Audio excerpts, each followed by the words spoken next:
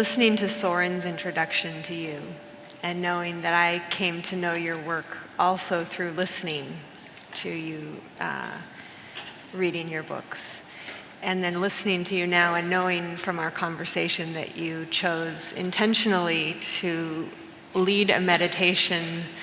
It really was a meditation by teaching. How is it that when some people talk for half an hour and they're teaching, it's an intellectual exercise, and you also are sharing teachings, and yet it's an experience that you've created for thousands here and watching? How are you crossing over from teaching to experience in such a special way? Well, the words, by being continuously aware of the underlying presence in you, the quality of what your mind produces is enhanced. One could say it is more alive, more powerful, more relevant to this specific moment. So to be in touch with that produces a more empowered or inspiring, fresher way of speaking. Of course, it doesn't only affect speaking, it affects sense perceptions too, because you perceive things also in a fresh way. I enjoy sense perceptions. I enjoy even walking in the street and looking at the multiplicity of people and cars and things going on. But where the real joy comes from, as you perceive, you can sense the underlying presence while you look. And that's the joy. So we could call that the joy of being. So sometimes words come out of it. It's an inner state of connectedness. And the strange experience is although I'm not channeling as such, I have nothing against channeling, but I'm not channeling in the way that my eyes go funny and I say, this is so-and-so talking now. Not yet. That's fine too, but I don't feel that I am actually, that the person is not giving the talk. The person becomes an instrument for the consciousness to speak through, and that's all. So that's the reason also I don't know what is going to be said next. So there's no plan. And that's very enjoyable, and this complete surrender to the present moment, the complete surrender to life, to presence. At first it was a little strange to be on stage, and when I started speaking, sometimes my mind came in before coming on stage and said, okay, you should be thinking now, what are you going to talk about? And then, okay, I'm going to start with this, and then I'm going to say that. But then finally I got onto the stage, and most of the time that dissolved. And a few times when I actually did say what I thought I was going to say, it wasn't very powerful anymore. Then I'm throwing away my questions. Actually, I am.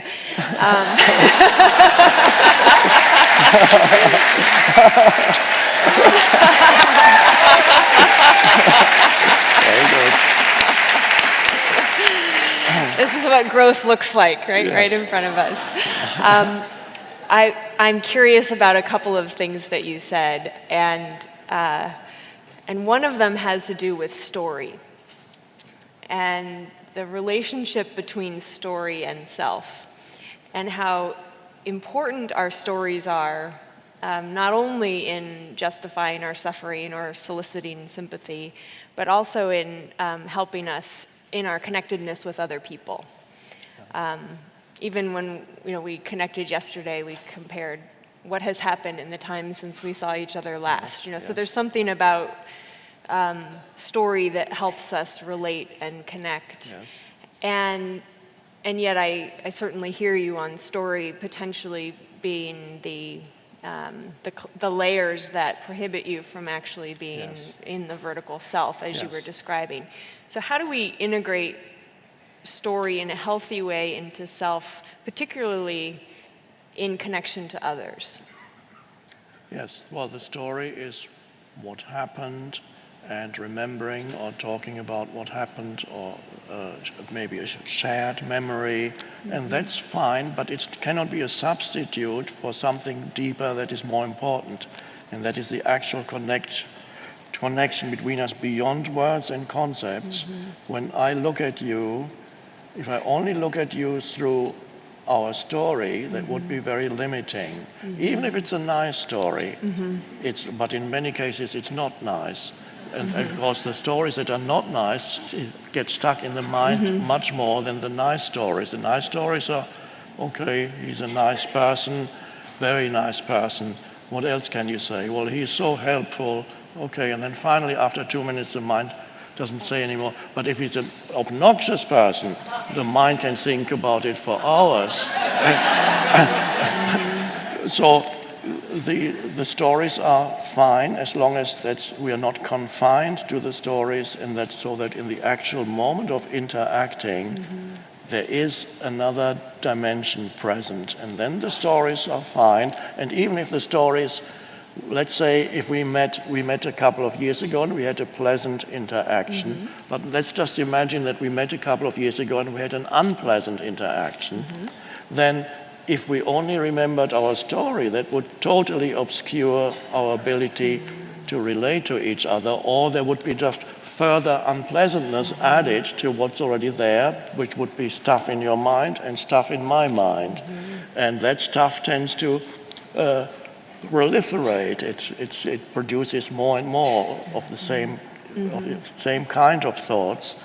So if even more important to be present with another person, if there's a negative story in your past with that person, so to look at another human being, so that the transcendent dimension needs to be there even as you remember the story. And so how does that happen? It happens by practicing at first, and then it becomes second nature to you, by practicing when a person talks to you or you're looking at them, not to think while you look. Now, how do you do that? Thinking is kind of obsessive for many people. I bet you're obsessive, and they think if they stop thinking, they die, or they have no idea what's going on anymore. They feel totally lost if they can't interpret every moment. And there's this obsessive need also to interpret every person that they meet, immediately formulate opinions which are all just reflections of your past conditioning. In many cases, totally unreal. In some cases, there may be some correlation with what you're looking at and what you're judging. But whatever you're judging in the other person is the story and the conditioning of the other person, never the essence of who that being is. So it's only by refraining from thinking. How do you do that? Well, use the inner body as an anchor while you're looking. Feel the aliveness. That's one way of being present. And then you look, and then you become the spacious awareness. And this is the greatest gift you can give another human being, is to give pure attention to another human being. And there's no longer any intention, egoic intention, what can you do for me? Or what did you do to me last year you shouldn't have done? Or what does she want from me? All kinds of stories that interfere with true relationship. So as I look at you, and you look at me, and I can sense and feel that you experience, you realize right now what I'm talking about. There is the presence in you. You are not judging me. And this is a wonderful gift. It feels, the other person feels liberated because intuitively they know they are not being judged. Now, usually you don't get that from human beings, you only get it from your dog. And that's why it's so lovely to look into the eyes of a dog. It's so heartwarming, and because the beingness speaks through unobscured by mental stuff. So the beingness speaks through the eyes of the dog, and by looking into the eyes of the dog, you feel really very alert. Why do you love? Well, except one or two of you who might have a phobia because you got bitten when you were 5, but most. Or you can take a cat too, but let's. This doesn't work as well. No, let's talk about dogs. There is something, when you look into the eyes of a dog, you go, for a moment it frees you from your mind, and you can sense the beingness, and you can recognize, now you might not know this, but the reason why people love looking into the eyes of the dog or touching the dog is they realize their own beingness more when they look into the eyes, because there's a consciousness in the dog. What you love in the dog is not the fur, although it might be nice and warm to touch it. What you love in the dog ultimately is not the physical form, and what you love in another human being, of course, the same way. You love the consciousness of the dog.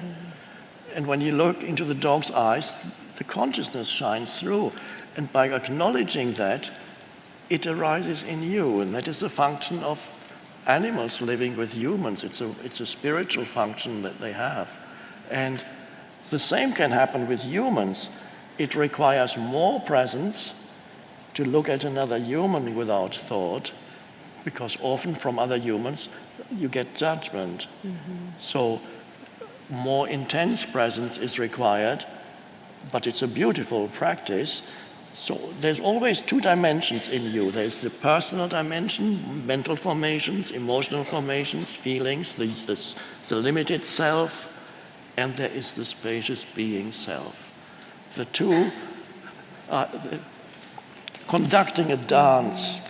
And so the mastery of life is to have both active, to acknowledge the world of form, the world of stories, the world of personalities, and the physical world, but at the same time not be confined and trapped only in that dimension, to also have what I sometimes call space consciousness, to know yourself also and more essentially as the space for it all. And sometimes it's called stillness, whatever pointer you want to use. I'm talking for too long, I know, but just one more thing. You're reading me well. You can compare yourself for a moment. The analogy you can give to yourself. I've done it. You may have listened to me give it before, but it's always fresh and new to me. So I'll say, let's say you are this room, and you want to know yourself. So if you are this room, let's say the ceiling, the floor, the walls are your physical body, and the content is yours. This room is the content of your mind, the mental, emotional accumulations, your mind. Now, most people only know themselves as that. So this room then knows itself only as the ceiling, the floor, the walls, and the furniture, and all the stuff in the room. If I ask the room, is there more to you than the stuff that is in here and the walls and the ceilings? The room would say, no, that's me. It's the stuff in here.